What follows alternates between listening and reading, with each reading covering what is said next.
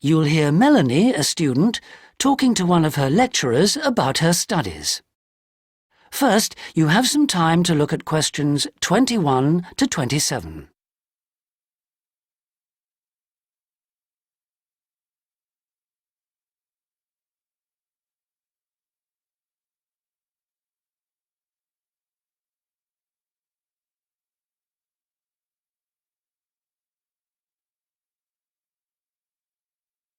Now listen carefully and answer questions 21 to 27. Excuse me, Dr. Johnson. May I speak to you for a minute? Sure, come in. I'm Melanie Griffin. I'm taking your course in population studies. Right. Well, Melanie, how can I help you? I'm having a bit of trouble with a second assignment, and it's due in 12 days. What sort of trouble are you having? Is the assignment question a problem? Well, that's part of the problem. I've been having trouble getting hold of the books. I've been to the library several times and all the books are out. Sounds like you should have started borrowing books a bit earlier.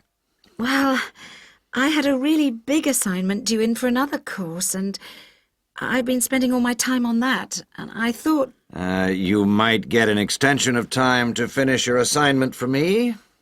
If that's possible, but I don't know if... Well, yes, it is possible, but extensions are normally given only for medical or compassionate reasons. Otherwise, it's really a question of organizing your study, and we don't like giving extensions to students who simply didn't plan their work properly. What did you get for your first assignment? I got 87%. Yes, you did very well, indeed. So, obviously, you can produce good work. I don't think I'll need too much extra time, as long as I can get hold of some of the important references. Well, since you did so well in your first assignment, I'm prepared to give you an extra 2 weeks for this one. So that'll mean you'll need to submit it about a month from now. Oh, thank you. Now, what about the reading materials? Have you checked out the journal articles in the list? No, not yet. There were about 20 of them, and I wasn't sure which ones would be most useful or important. Well, they're all useful, but I don't expect anyone to read them all because a number of them deal with the same issues. Let me give you some suggestions. The article by Anderson and Hawker is really worth reading. Right, I'll read that one. You should also read the article by Jackson, but just look at the part on the research methodology, how they did it. Okay, Jackson. Got that. And if you have time, the one by Roberts says very relevant things, although it's not essential. So, okay, if it's useful, I'll try and read that one. Now, the one by Morris, I wouldn't bother with that at this stage if I were you. Okay, I won't bother with Morris. Oh, now, someone told me the article by Cooper is important. Well, yes, in a way. But just look at the last part, where he discusses the research results. And lastly, there's Forster. I can't think why I included that one. It's not bad, and could be of some help, but not that much. Before you hear the rest of the conversation, you have some time to look at questions 28 to 30.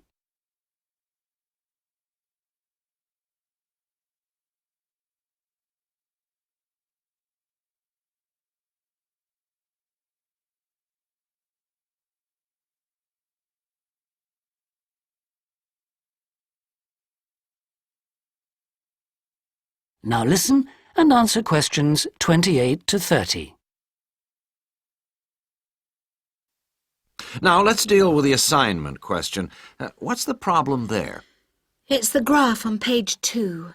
What seems to be the problem? It's just the bar graph showing reasons why people change where they live. Well, I've got a photocopy, but the reasons at the bottom are missing. Ah, okay. Look at the first bar on the graph. Now, that indicates the number of people who move because they want more space. Oh, I see. Bar 1. Okay. Now, what about the next bar? Bar 2 is to do with the people living nearby, disturbing them, so they chose to move away to somewhere quieter. Now let's look at bar number 3.